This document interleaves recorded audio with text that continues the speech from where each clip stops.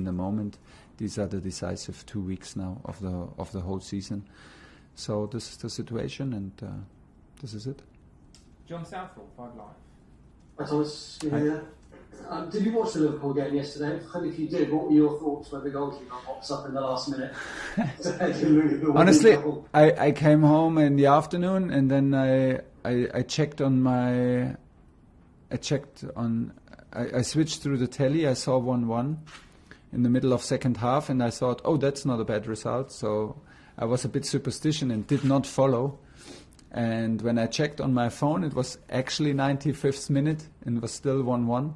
And when I checked 1 minute later on my phone, I had to realize that superstitious does not work always, and maybe never. But did not help not to watch it. Obviously, I took the wrong decision, if that had any influence. Well, like I said, that does not make things boring. It was a fantastic header. I saw it today. It was a fantastic header in the last minute. That makes things pretty interesting and pretty tight. But still, it's in our hands. And like I said, somebody asked me after the final if this was a major setback for us for Tuesday. No, the setback was the Arsenal game. It's our fault that it's so close again. We let the door open, and so Liverpool put a foot into the door. This is what they do. This is a strong team, and anyway, we had a huge effort to overcome them and to close the gap to them, to overtake them. This is what we did, and we can be absolutely aware of this huge performance that we did so far. But we want to finish the job and need to refocus today. Forget all the other results and rely on ourselves, because we are in the lucky situation that we can rely on ourselves and don't have to look on other grounds. And how big a job is it for you to make sure the players are mentally ready? Because I suppose it's only natural that doubts are now going to creep in after a couple of defeats. Yeah, of course. And then it's natural, also to be ready again. There was not. We were not so. I was more worried about and more angry about our performance in the Arsenal game, where I had the feeling that we were not sharp enough and not on point, and did not put the bar to the level to bring us a victory home. Still, we have, but what was not the case in the final. I think if we bring out the same performance like in the final, the same energy, the same work rate against the ball, and improve in like we always want to do, slightly improve in details of the match and decision making, we are absolutely able to win matches. We are absolutely aware that we need a momentum and a bit of luck in any match to have results that's like this. You see yesterday in Liverpool, this is nothing you can plan. This is just, this is sometimes you have the luck and sometimes you don't, and we clearly did not have it against Leicester. It's a bit of awkward feeling because we lost 2 games. If you look at all datas that we normally rely on, crucial datas that have actually also a correspondence and a correlation to the result, you see no reason on the datas why we should lose both matches, but we lost them. And so we lack a bit of luck in the match and the little decisions, and hopefully we can bring it back. But you cannot force it. I'm not a friend of now trying too hard. We try hard all the time, and we should rely on ourselves that we cannot try harder than we anyway try all the time. And this is what we demand. So. When the pressure is on, stay relaxed, stay calm, be focused on yourself, and do what you are best in. And this is like playing as a team, as a hungry team and an aggressive team. This is what we want to have tomorrow. Last one, John. As you mentioned a moment ago, 8,000 fans inside Stamford Bridge would be the first time for you to have supporters at home, and it has to give you an advantage, doesn't it, having them behind you? Normally, absolutely yes. In a moment where it's the first time after over 1 year, we have to see what's going on. It's 8,000. It feels amazing that it's possible, and it's a step in the absolutely right direction. And hopefully everything is okay with that. But we hope that it's the extra percentage of support that help us to win tomorrow. James, talk sport.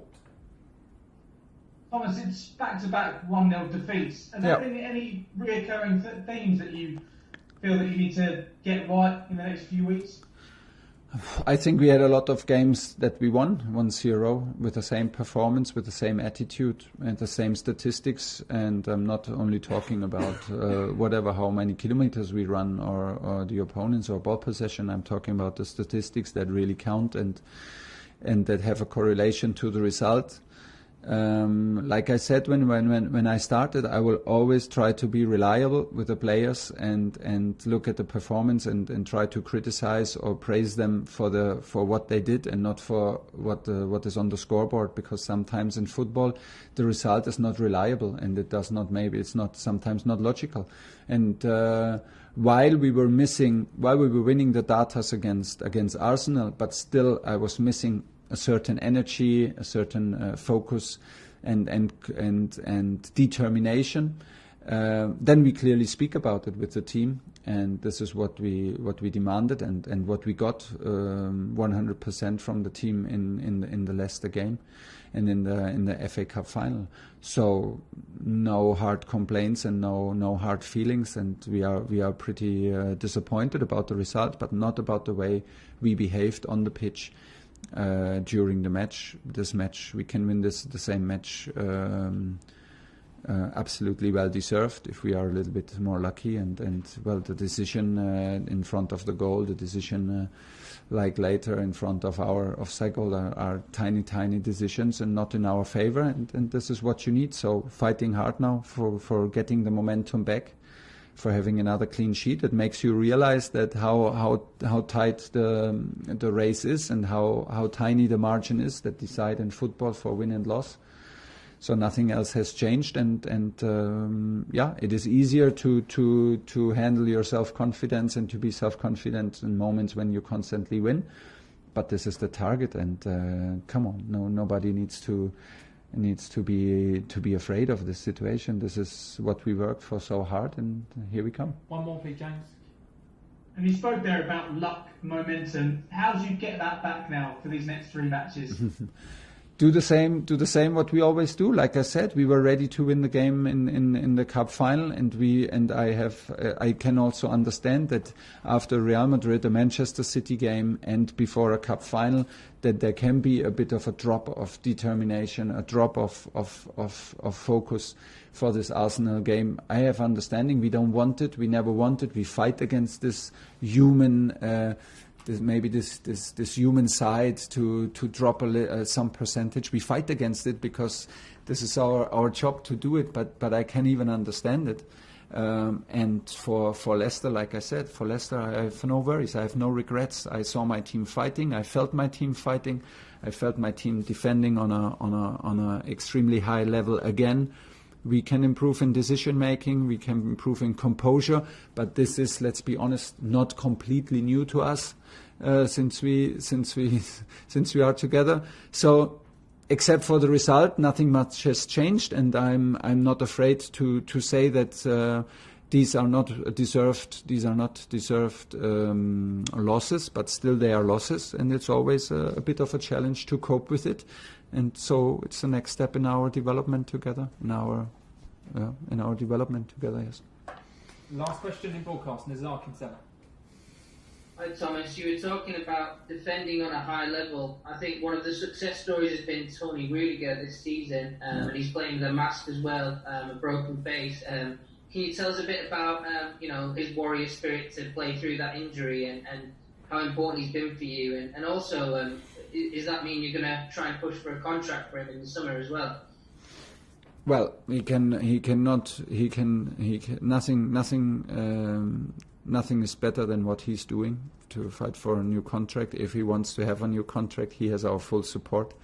If he wants to stay in the club, then speaking with performances, and this is what he's doing, is absolutely amazing. And since day one, we chose him in the first match after one training. It was an unfair decision against Kurt, but he was German. I had a clearer picture of what he can do, of course, because I followed him a bit more than Kurt Zouma.